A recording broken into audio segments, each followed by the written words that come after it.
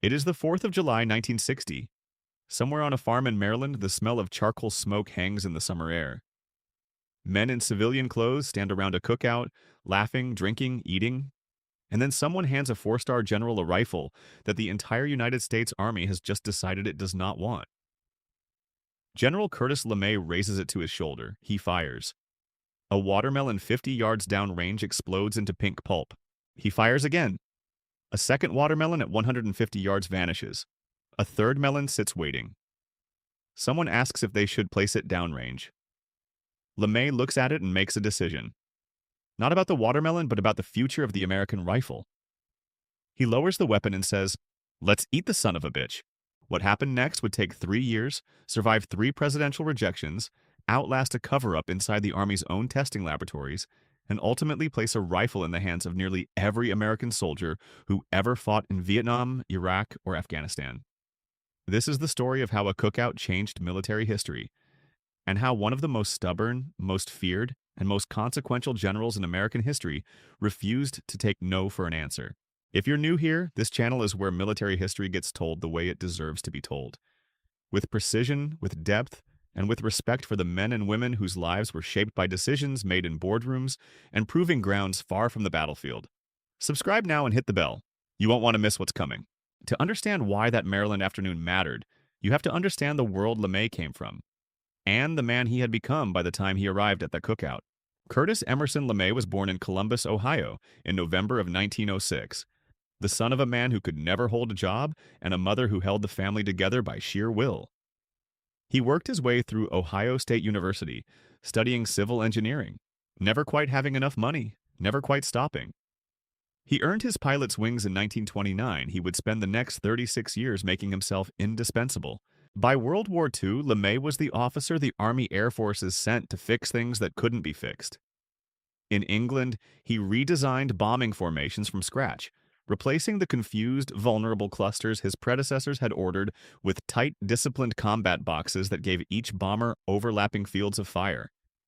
It was a cold-blooded geometric solution to a problem that had been killing men by the dozens. His crews hated flying the new formations. The casualty rate dropped dramatically. LeMay kept his cigar lit and moved on. In August 1943, he personally led 146 B-17s on the mission to Regensburg, Germany, beyond the range of fighter escorts, bombed the target, and continued on to bases in North Africa rather than turning back into German flak and fighters. He lost 24 bombers. He also destroyed the Messerschmitt factory that was building the aircraft, trying to kill his men. By 1944, he was in the Pacific, running strategic bombing operations against Japan. The conventional high-altitude daylight raids were burning up fuel, accomplishing little and losing aircraft. LeMay changed everything. He stripped the defensive guns from his B-29s, the guns that crews used to defend themselves, loaded them with incendiary bombs instead, and sent them in low at night over the wooden cities of Japan. The firebombing of Tokyo in March 1945 killed more civilians in a single night than any conventional bombing raid in history. It was brutal. It was effective. It was exactly the kind of decision LeMay would make for the rest of his career. Cold, pragmatic, and absolutely indifferent to what anyone thought of him. When the Cold War began, LeMay was handed Strategic Air Command, SAC, and told to make it the shield of the Western world. He found an organization in disarray. Poorly trained crews, badly maintained aircraft, low morale. He ran unannounced simulated combat missions, graded every crew on every flight, fired officers who didn't meet his standards, and within a few years had built the most powerful military force in the history of the planet. SAC was the reason the Soviet Union did not march into Western Europe, and LeMay was SAC. By 1960, he was the Vice Chief of Staff of the United States Air Force, the second highest ranking officer in the service. He was 53 years old, he was still flying, and he was still looking for problems to solve. The problem he found that 4th of July was one nobody else in the military wanted to touch. The rifle the Army carried into the 1950s was the M1 Garand, John Garand's masterpiece, the weapon General George Patton once called the greatest battle implement ever devised. It was accurate, it was reliable, it had helped win World War II. It was also heavy, long, and chambered for a full-power .30 caliber cartridge that made full automatic fire nearly impossible to control. The Army knew it needed something new. In 1955, they put out a request for a modern battle rifle. The requirements were specific. It had to fire the new 7.62 51mm NATO cartridge, a standardized round the Alliance had just agreed upon, and it had to be suitable for issue across all military services. Into this competition stepped a small machine shop in Hollywood, California called Armalite, a division of Fairchild Engine and Airplane Corporation. Armalite was not a traditional firearms company. It was something stranger and more interesting. A think tank for weapons design, staffed by engineers who had spent the war building aircraft, not guns. Their founder, George Sullivan, believed that the future of small arms lay in aircraft-grade aluminum and space-age polymers, not in steel and walnut. In 1954, Armalite hired a young designer named Eugene Stoner. Stoner was a former Marine aviation ordnanceman, a man who understood both weapons and aircraft engineering. The combination would prove decisive. Stoner set to work on a rifle unlike anything the Army had seen. The AR-10, as it was designated, used a rotating bolt, a direct gas impingement operating system, aluminum receivers, and fiberglass furniture. Where the M1 Garand weighed over 9.5 pounds, the AR-10 came in at under 7.5. Where conventional rifles used a straight wood stock that angled down from the bore, the AR-10 used an inline design. The barrel, receiver, and stock all aligned, so that recoil pushed straight back into the shooter's shoulder rather than rotating the muzzle upward. It was a radical design, and it arrived at the Army's trials at Springfield Armory in late 1956, nearly too late to compete. The Army's testing process was grueling. Rifles were fired tens of thousands of rounds. They were submerged in water, buried in sand, exposed to extreme cold. The competition was fierce, and the Army's Ordnance Corps, the institutional home of American weapons procurement, already had a strong preference for a more conventional design, the T-44, which would become the M14. The AR-10 performed remarkably well. Lighter, more controllable, and full automatic. Genuinely innovative. But during endurance testing, a composite steel and aluminum barrel on one of the test rifles failed catastrophically under the sustained heat of rapid fire. The barrel burst. Armalite engineers had warned about that particular barrel design. The Ordnance Corps did not consider those warnings. The AR-10 was eliminated. The M14 was adopted in 1958. The Army declared the matter settled. The future of the American rifle, they said, was decided. Eugene Stoner was not finished. Even before the M14 was formally adopted, Stoner and Armalite were developing something new. In 1957, acting on a request from General Willard Wyman, commander of the U.S. Continental Army Command, Armalite began scaling the AR-10 down to fire a smaller, faster cartridge, a .223 caliber round derived from the .222 Remington sporting cartridge. The logic behind the smaller round was counterintuitive to anyone raised on the doctrine of big, powerful military cartridges. But the numbers were compelling. A soldier carrying the M14 could manage roughly 220 rounds of the heavy 7.62 lattice ammunition in a standard combat load. A soldier carrying the new rifle could carry 649 rounds of the lighter, .223, nearly 3 times as much.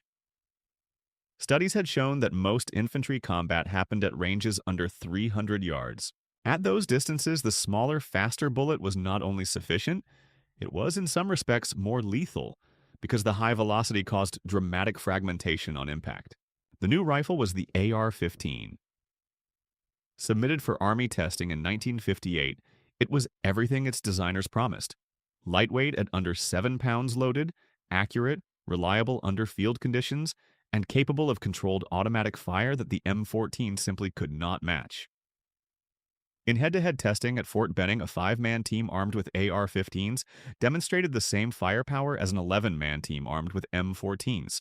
The AR-15 was found to be 3 times more reliable than the M14 under the same test conditions. General Maxwell Taylor, the Army Chief of Staff, looked at these numbers and overruled them. The Army had just adopted the M14. The procurement infrastructure was in place. Stoner's strange black plastic rifle with its space-age geometry would not replace a decision that had already been made. Armalite, facing financial difficulties and convinced the American military would never embrace their creation, sold the rights to both the AR-10 and the AR-15 to Colt in 1959. For $75,000 and a royalty agreement, one of the most consequential small arms designs of the 20th century changed hands. Colt began marketing the AR-15 aggressively to governments around the world. They found interested buyers. But there was a problem. The United States government would not authorize the sale of weapons to nations receiving American military assistance unless those weapons were type designated, formally adopted, by the U.S. military. Colt could not sell their rifle abroad unless the American military bought it first, and the American military led by the Army had already made clear it was not interested. In the spring of 1960, a Colt sales representative named William Mullen was looking for an opportunity. He knew that the Air Force was struggling with its base security forces, which were still equipped with outdated World War II-era M2 carbines. He knew that the Air Force Vice Chief of Staff would be attending a 4th of July cookout at the Maryland farm of Richard Boutelle, the president of Armalite's parent company, Fairchild, and a man with a close personal friendship with Curtis LeMay. Mullen brought a rifle.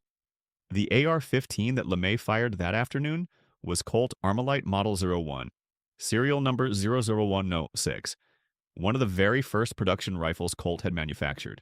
LeMay was not easily impressed. He had flown combat missions over Germany. He had built strategic air command from a broken organization into the most powerful military force on Earth. He had stared down politicians, bureaucrats, and presidents. He had a deep personal interest in firearms. He was an avid skeet shooter, and he had spent enough time around weapons to understand them in a way that most generals who simply carried a sidearm as a badge of rank did not. He raised the AR-15 and fired. The watermelons at 50 yards and 150 yards disintegrated. The rifle was light, barely 6.5 pounds. The recoil was mild. The follow-up shots came fast and accurate. LeMay had fired a lot of weapons in his life. He had never fired anything that felt quite like this. When the last watermelon was offered as a target, LeMay declined to shoot it. Instead, he gave the order that would echo through the next half-century of American military history. They would eat it. Standing in that Maryland field eating watermelon, LeMay told the men around him that he wanted this rifle for the Air Force. He placed an order, not a formal requisition, not a study request, but an order, the kind of decision he was accustomed to making, for 8,500 rifles. He had no idea what he had just started. The Army's response was swift and institutional. The problem, they explained patiently to anyone who would listen, was procurement structure. By long-standing military tradition, the Army controlled rifle procurement for all branches of the armed services. If the Air Force wanted a new rifle, the Army had to approve it. And the Army had just spent years and enormous political capital adopting the M14. The last thing it wanted was for an upstart Air Force general to introduce a second rifle caliber into the military supply chain, especially a rifle designed around a cartridge the Army considered inadequate. The Army's Ordnance Corps reviewed the AR-15 and produced an evaluation that was, to put it charitably, negative. The rifle, they said, had not demonstrated sufficient technical merit. It was not suitable for military service. The matter was closed. LeMay was unimpressed by closed matters. He applied for procurement approval a second time. He was denied. He applied a third time. He was denied again. He took his case to Congress. Congress, citing the Army Ordnance Board's position, declined to approve the purchase. LeMay went directly to President John F. Kennedy. Kennedy, advised by General Maxwell Taylor, the same man who had overruled the AR-15's favorable test results in 1958 and who was now chairman of the Joint Chiefs of Staff, told LeMay to stop bothering the Army. At this point, most generals would have accepted the decision. The Army had spoken. The President had spoken. The procurement process had spoken 3 times. The M14 was the rifle of the American military, and that was final. Curtis LeMay was not most generals. He kept pushing. He kept asking questions. And in the process, something began to unravel. In the summer of 1961, LeMay was promoted to Chief of Staff of the United States Air Force, the highest-ranking officer in the service. Whatever institutional authority had kept him in check as Vice Chief was now gone. He renewed his request for 80,000 AR-15s. Kennedy rejected it, but other things were moving. In October 1961, a senior official at the Advanced Research Projects Agency, ARPA, the predecessor to today's DARPA, sent 10 AR-15s to South Vietnam. American military advisors were operating there in growing numbers, and the question of what rifle was best suited to the conditions of jungle warfare had become urgent.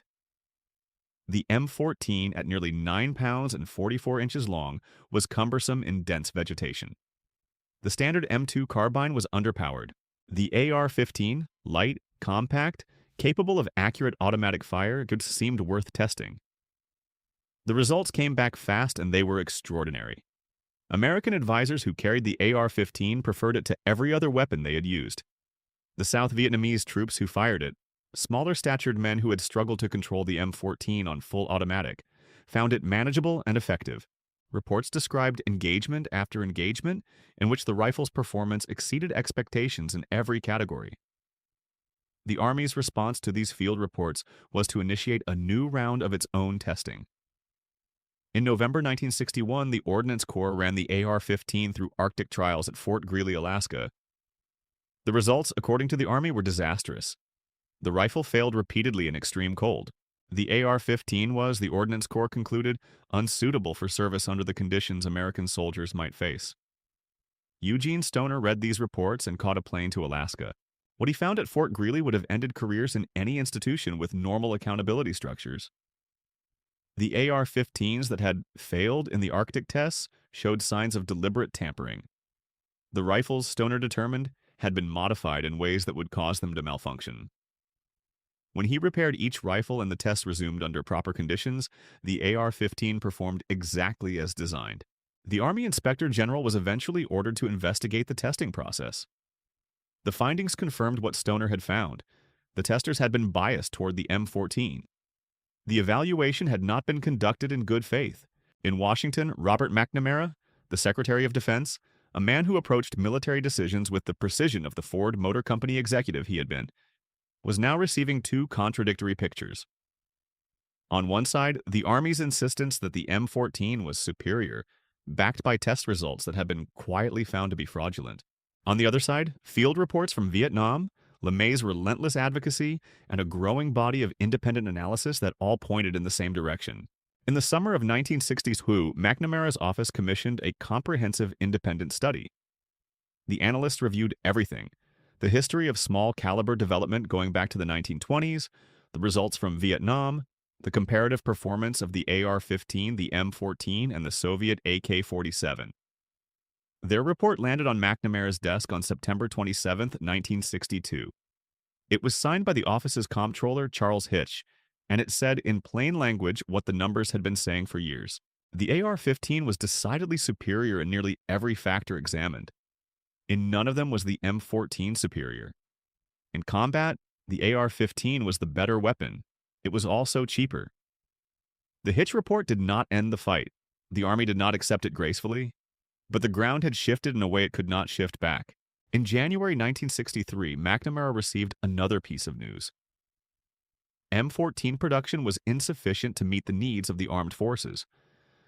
The Springfield Armory could not manufacture the rifles fast enough. The Army, which had staked so much institutional prestige on the M14, had produced a weapon it could not even deliver in the numbers it needed. McNamara halted M14 production. There was only one rifle that could serve as a universal infantry weapon for all branches of the armed services. In November 1963, a $13.5 million contract was awarded to Colt for 104,000 rifles.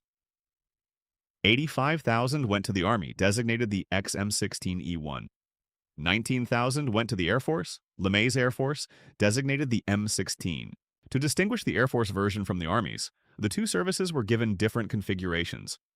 The Army rifle included a forward assist, a mechanism for manually seating a round that Stoner and the Air Force considered unnecessary. LeMay's Air Force got the cleaner design. The rifle went into production in March 1964. The AR-15 that Curtis LeMay had held in a Maryland field 4 years earlier, that had been rejected by the Army, blocked by Congress, dismissed by the President, and nearly destroyed by fraudulent testing, had become the standard rifle of the American military. The story does not end cleanly there. It almost never does. The M16 that went to Vietnam was not identical to the rifle that had performed so well in field tests. The Army, in its long institutional resistance to Stoner's design, had made changes. The powder specification was altered to a type that burned dirtier and generated higher chamber pressure. The rifle, which Stoner had designed as a self-cleaning system that generated minimal fouling, was now producing carbon deposits that gummed the action. The Army declined to chrome line the chamber, which would have significantly reduced corrosion and friction. And then, in what may be the single most consequential bureaucratic decision of the Vietnam era, the Army advertised the M16 as self-cleaning and deployed hundreds of thousands of them to Vietnam without cleaning kits. The consequences were catastrophic. American soldiers in the field were finding their rifles jamming in the middle of firefights. The bolt carrier would fail to extract a spent casing. Men died with their rifles apart, trying to clear a malfunction with the cleaning rod while North Vietnamese soldiers closed in. Letters began arriving at the Pentagon from battalion commanders describing a reliability crisis. One Marine wrote directly to Congress, his men were dying because their rifles wouldn't fire. Congressional hearings in 1967 exposed the full scope of the failure. The Army's modifications, its resistance to proper maintenance procedures, and its inexplicable decision to deploy the rifle without cleaning equipment were laid bare. The rifle was not the problem. The institutional decisions around it had been. The M16 was redesigned. The chamber was chrome-lined, a new flash suppressor reduced fouling, the buffer was changed to slow the cyclic rate, and cleaning kits were issued as standard equipment. The resulting M16A1 proved itself the reliable weapon Stoner had always designed it to be. By the end of the Vietnam War, it was the rifle American soldiers trusted. LeMay himself retired from the Air Force on February 1st, 1965, less than a year after the M16 went into production. He never served in Vietnam. He spent the last chapter of his public life in politics, running as the vice presidential candidate on George Wallace's independent ticket in 1968. He died in October 1990 at the age of 83. He did not live to see the M4 carbine, the compact, modernized descendant of the M16, become the standard weapon of the American military in the 21st century. He did not live to see the same basic Stoner design serve in the Gulf War, in the mountains of Afghanistan, in the streets of Fallujah and Ramadi. He did not live to see the AR-15 become, in its semi-automatic civilian form, the most widely owned rifle in the United States. The rifle used in LeMay's demonstration on that Maryland afternoon, Colt Armalite Models 01 serial number 00106, sold at auction in September 2011 for $103,500. The pre-auction estimate had been $40,000. Collectors understood something that the Army had tried very hard to ignore. This was not just a rifle, it was an artifact of a turning point. History does not always turn on battlefields. Sometimes it turns on a farm in Maryland, on a summer afternoon, when a man with 4 stars on his shoulder fires a rifle at a watermelon and decides that the American military is going to change whether it wants to or not. The M14 was a fine weapon. There are soldiers and Marines alive today who will defend it with considerable passion. But Eugene Stoner understood something in 1956 that the Army's Ordnance Corps could not bring itself to accept. The age of the heavy, full-power battle rifle was ending. The future belonged to a lighter, faster weapon that gave the individual soldier more ammunition, more control, and more firepower per pound carried. Curtis LeMay did not design that future. He simply refused to let the institution bury it. That is the thing about the great military pragmatists. The LeMays and the Pattons and the Ridgeways and the Stilwells. They are not sentimental about the way things have always been done. They look at the tool in front of them and ask one question: does this work? And when the answer is yes, they fight for it with the same relentless, unapologetic persistence they brought to everything else. LeMay was accused throughout his career of being reckless, of being brutal, of caring more about results than about the approval of his superiors. He was none of those things exactly. He was a man who understood that in war, the cost of choosing comfort over effectiveness is measured in the lives of the men and women who carry the equipment. He had led those men over Regensburg. He had watched 24 bombers go down. He had sat with that knowledge for the rest of his life. When he held that AR-15 in Maryland and felt what it could do, he was not thinking about disrupting procurement systems or challenging institutional authority. He was thinking about the airmen who would carry whatever weapon the Air Force gave them. He was thinking about whether that weapon would work when they needed it. It would, because he made sure it would. If the story of Curtis LeMay and the AR-15 left something with you today, a sharper picture of how the weapons that changed history actually came to exist, not in gleaming test laboratories, but in the messy, contested, political world of military procurement, then this channel exists for exactly that reason. Subscribe if you haven't. Leave a comment below. There's always a detail in these stories that someone in this community knows that I don't, and I read everyone. And if you want to see the next story in this series, the bell notification is the best way to make sure you don't miss it. The history is out there waiting to be told right. This is where we tell it.